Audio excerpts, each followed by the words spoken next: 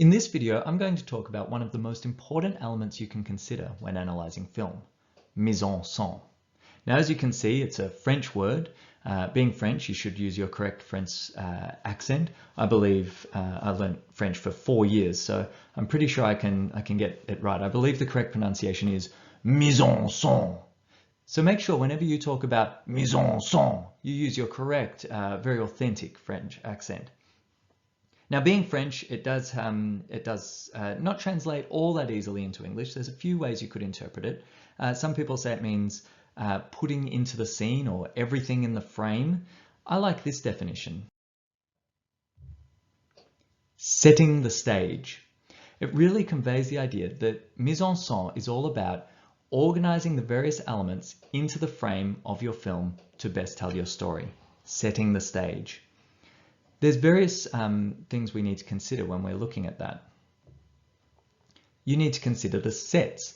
I've chosen a mise-en-scene of a very plain white background. That's the setting that I'm being shot in. There can be other things, of course, furniture and nature and whatever else is in the setting that you can see in the frame is an element of mise-en-scene.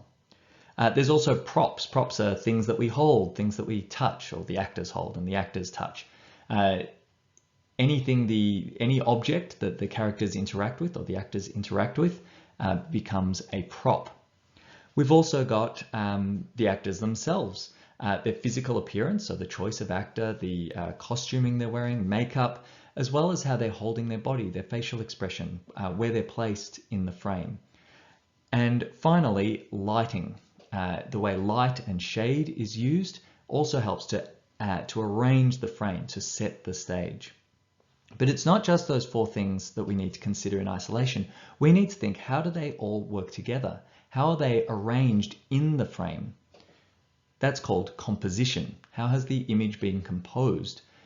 And the way the different elements fit together can help communicate something as well. When we're talking about where things are placed in the frame, we can think in 2 dimensions, so we can think, are they on the left, right, or centered? Are they in the top third or lower third? We can also think about the 3rd dimension, how close to the camera are they, and in the foreground, the midground, or the background. So when analyzing mise-en-scene, I always ask 3 questions. First of all, what can I see? That was the list we looked at just before. Then, how is it arranged in the frame? How is it composed? That was the last point I made in the previous slide.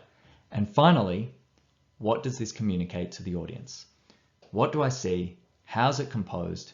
What does that communicate to the audience? Let's apply that to an example now. This is a shot from a very famous film, a classic film called Citizen Kane by Orson Welles back in 1941. So let's go through that process. What can I see? How's it arranged? And what does that communicate? So I'm going to start by thinking about what I can see. So I can see, the first thing I notice is in the foreground. So I'm already starting to think about how things are arranged. But in the foreground, I've got these 2 characters.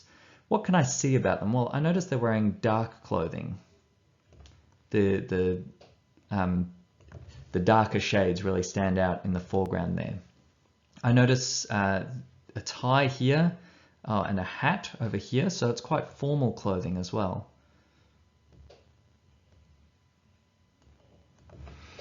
What else do we have in the foreground while we're here? All right, we've got these papers and something's being signed, so it looks to me like maybe it's a contract.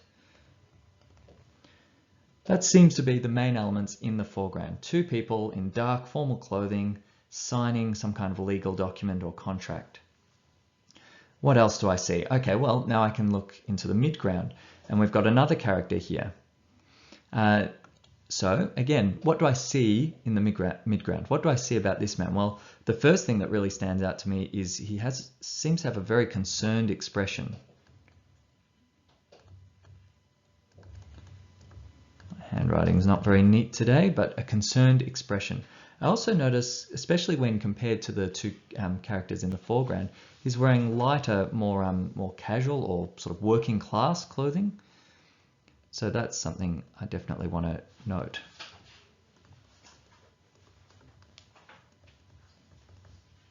He seems to have poorer clothing. And I'll continue to look back in the frame, and really striking thing about this shot is that it has a frame within a frame. It's got the window back here in the background with what appears to be a young boy. And if you know the film, you know it is a young boy right there in the background. So we've got the window frame. I'm already starting to think, what might that communicate to the audience? Well, it suggests that whatever's outside the window is separate. There's some kind of conflict or separation between what's going on inside and the character outside, the boy outside. And obviously there is the lone boy playing in the snow, which is very important, again, if you know the film. All right, I think that's the main things that I can see in this shot. So I want to look really closely. I want to see, okay, what's everything that's been put in and how's it all been placed and organized? And then I can start thinking about, well, what does that tell the audience? So here I've got a paragraph where I've analyzed that shot that we just looked at, and you can read through it and see how I've turned those ideas, those notes, those little bits of annotation into a fully formed paragraph analyzing how mise-en-scene communicates to the audience. Now, unfortunately, I can see my my video feed is blocking some of it, but I'll read it out as we go through. So I'm using the classic teal or peel paragraph structure. So you can see in this first sentence, I'm basically answering the question. I'm making my main point. In this shot from Citizen Kane, the mise-en-scene is used to show the relationships between the characters. That's sort of a summary. That's what I'm going to be saying in this paragraph. So now I'm going to talk about the four characters. There are four characters. How are they positioned? There are two in the foreground, one in the midground, and one a boy in the background. So straight away I'm talking about the organization of the different elements in the frame.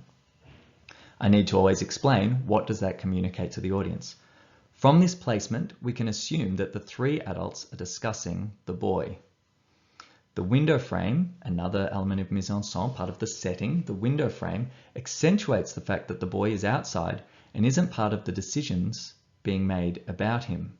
Okay, so that I'm really trying to emphasize that the way it's composed, the way it's organized, the set itself helps to tell that story, that the characters on the inside are discussing the boy who's separate on the outside.